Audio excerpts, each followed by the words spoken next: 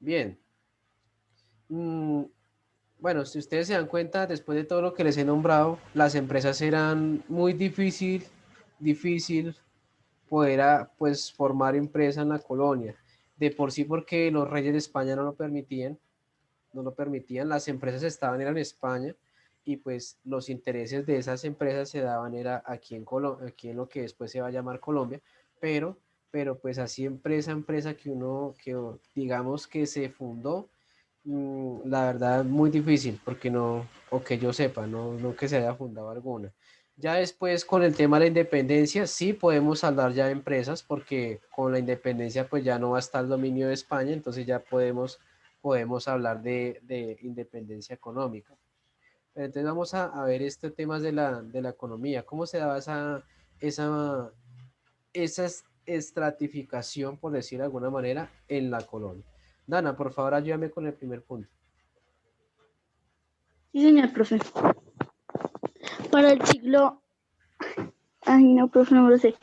Siglo Bueno, XVI y el siglo 18, XVI al siglo 18.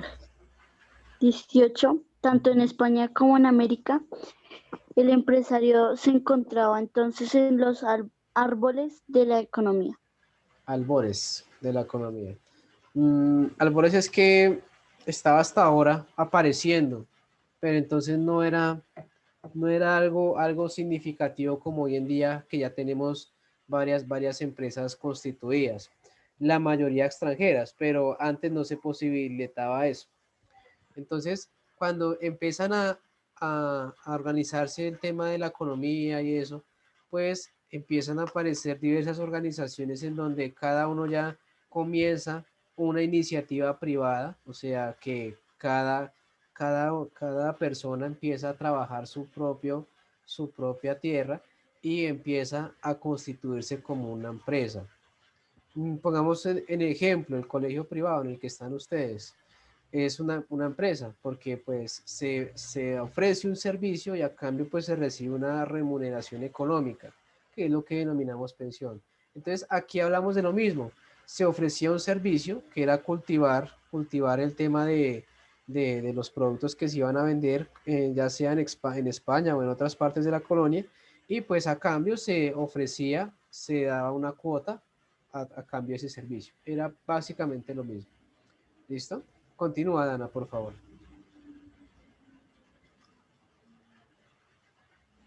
Dana. Sí, señor profe. Por tal motivo de su razón principal en los negocios no era optimizar la producción para generar ganancias.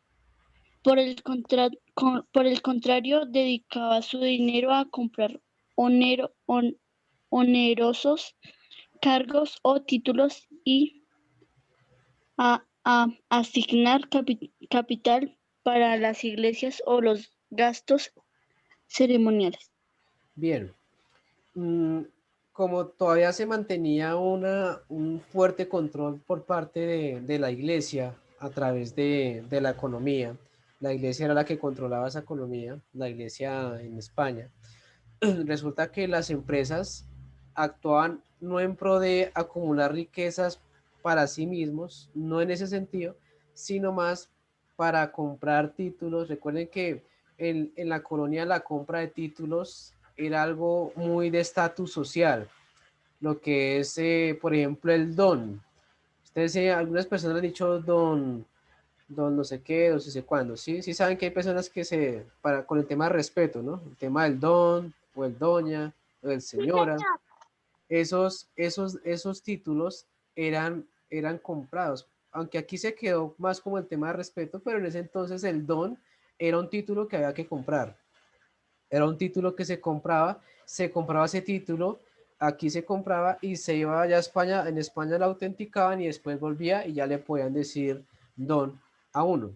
Pero entonces era más una cuestión de pago, de pagar por esos títulos.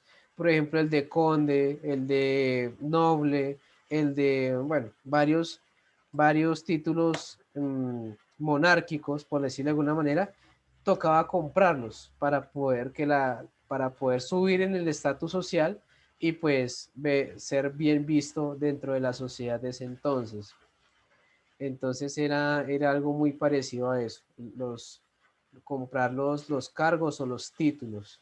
Por ejemplo, el título de conde, el título de noble, el título de virrey, el título de, bueno, eran muchos títulos, la verdad no recuerdo muchos, pero entonces tocaba comprarlos, era comprarlos, no se ganaban como hoy en día que los títulos sean a raíz de la educación, ¿no? Que cuando una persona se forma en cuestión universitaria, se le dice profesor, ingeniero, doctor, arquitecto, pero es a raíz de la educación que hoy en día se adquieren los títulos. En ese entonces te podían decir doctor, pero comprando el título, más no preparándote para eso. Entonces era algo muy parecido a eso. Y obviamente no eran baratos, era algo muy costoso, era algo muy costoso. Y más en la colonia, que pues tocaba desde acá, ir hasta España y volver a traer el título. Era algo muy, muy, muy costoso. Bueno, ya habiendo dicho eso, vamos a ver cómo la organización política o social que había en ese entonces. Entonces, tenemos los siguientes. En el eslabón más, el eslabón más, el de más abajo, o sea, como la base de esa pirámide, estaban los esclavos o negros, mal llamados negros, que eran los encargados, ya saben, de la minería, de todos los trabajos pesados. Y pues obviamente ellos no recibían ninguna remuneración ni nada, era porque nomás el tema de esclavo, ¿no? Que les tocaba. Por encima de los negros estaban ya los indígenas, que pues ellos ya tenían unas ciertas libertades, por ejemplo, ellos ya podían comercializar sus productos, lo que es la artesanía, lo que es la alfebrería, que es lo de las joyas preciosas, pero entonces ellos se enfocaban más al tema de agricultura y pues obviamente estaban por encima de los negros. Los mestizos, los mestizos, ¿alguien se acuerda de los mestizos? ¿Qué eran los mestizos? Profe, eran como morenitos. Sí, pero exactamente qué herencia tenían, qué herencia cultural tenían. Eran españoles que nacieron acá en América. No, casi, pero no. Los mestizos eran, Profe, eran, eran eran, hijos de, eran hijos de españoles con indígenas. Esos eran los mestizos. Eran hijos, o sea, eran hijos de España, pero también americanos, porque la mitad de su herencia profe, cultural era que eran indígena. agricultores. Bueno, ellos ya tenían un poco más de cancha, por decir de alguna manera, porque ya los mestizos, como tenían herencia española, pero tenían herencia indígena, entonces ellos eran los que podían comercializar, los que eran dueños ya de diversas, bueno, no eran dueños, eran administradores de tierras, aquí nos dice granjeros, artesanos y comerciantes, pero en una menor cantidad. Por ejemplo, como aquí en el barrio, quien monta una papelería, quien monta, bueno, negocios pequeños, negocios pequeños. Ya entran los criollos, que están por encima de ellos. Los criollos que son básicamente los hijos de españoles, de mamá y mamá español, pero nacen en América. Entonces, esos son los criollos y esos son los que van a tomar después la independencia, los criollos. Mm, ellos pues ya se consideraban nobles por el tema de que ya eran hijos directamente de España. Recuerden que en ese entonces era muy importante el origen de uno. O sea, si uno nacía en América, si uno nacía en España, si era hijo de negro, si era hijo de indígena, si era hijo de español, importaba mucho, importaba muchísimo en ese entonces. Entonces los criollos al ser hijos de españoles, pero que nacían en América, pues eran como la nobleza aquí en la colonia porque en España no tenían una relevancia importante. Y pues los últimos, que ya van a ser los que prácticamente administran las colonias, los virreyes, los generales, bueno, alcaldes, gobernadores, etcétera, etcétera, que eran hijos de españoles y pues que estaban en América, eran propiamente hijos de España. Entonces, ellos eran los que tenían como el control de todo. Y pues obviamente también el tema de los sacerdotes también eran españoles.